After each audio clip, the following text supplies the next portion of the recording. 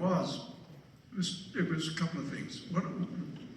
When I was writing the book that became the Satanic Verses, he was little, he was 8 or 9 at the time, and he said, why don't you write books that I want to read? Good question. So I said, look, let me just finish this book I'm writing now, and then I'll try and write something. And then I finished that book, and the excrement hit the ventilation system.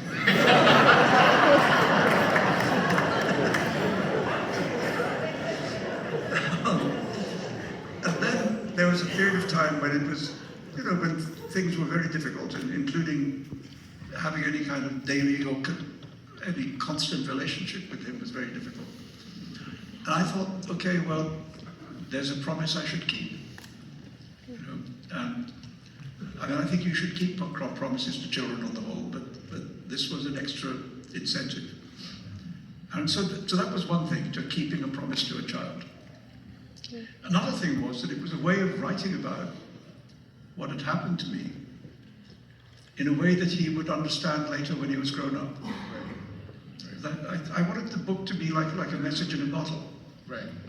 So I wanted it to be like a book that he would enjoy at the age 10 or 11. He would get 10, 11-year-old pleasure from it.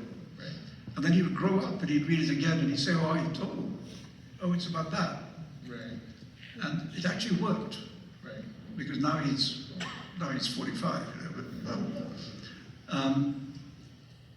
And I thought in other art forms, there are works where you don't ask yourself, is this for children or grown-ups? Right. The Wizard of Oz, Star Wars, Yeah. Who Framed Roger Rabbit? Yeah. The 1001 Tale. Well, the 1001 Nights, if you actually read the book, it's not for children at all. Right. I mean, first of all, linguistically, it's not for children. Right. It's quite complicated language. And secondly, it's full of sex and violence. Right. I mean, a lot of sex Right. and a lot of violence. Right. Not much religion. Excellent book.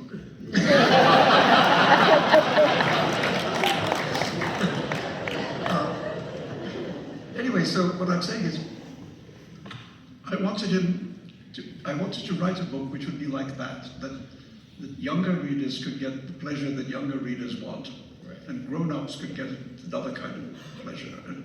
And I have to say, the afterlife of that book has been the most pleasurable of all my books. Right. Because now it gets taught a lot and so on. And also people who read it when they were kids are grown up and are now giving it to their kids to read.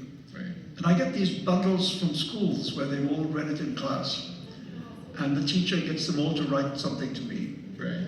And they draw pictures of the characters and they give me little book reviews. I like this bit, didn't like that bit. And they give me ideas for sequels.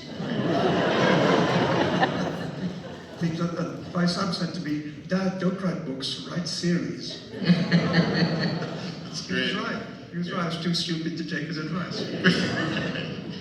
But anyway, so it's just been an absolutely joyful experience having written that book, because of how people have kind of taken it to their hearts. I think writers can be fortunate in that people can like and admire their books and so on. But to love a book is very rare. Yeah. The books that we love, we could probably count on the fingers of our available hands. Yeah. And that's a book that quite a lot of people have loved. Yeah. And I'm very proud of that. I think maybe you wonder which of your books is going to survive. You think that I one? think it might be Harun and the Sea of Stories. Yeah. Did you bring any of the letters to read? The fan letters? I don't know. Yeah, actually. Actually, that's a good idea. Just bring the letters and read. I have them somewhere because they're really sweet. The teacher writes me a little note of appreciation, but then there's all the kids writing to me.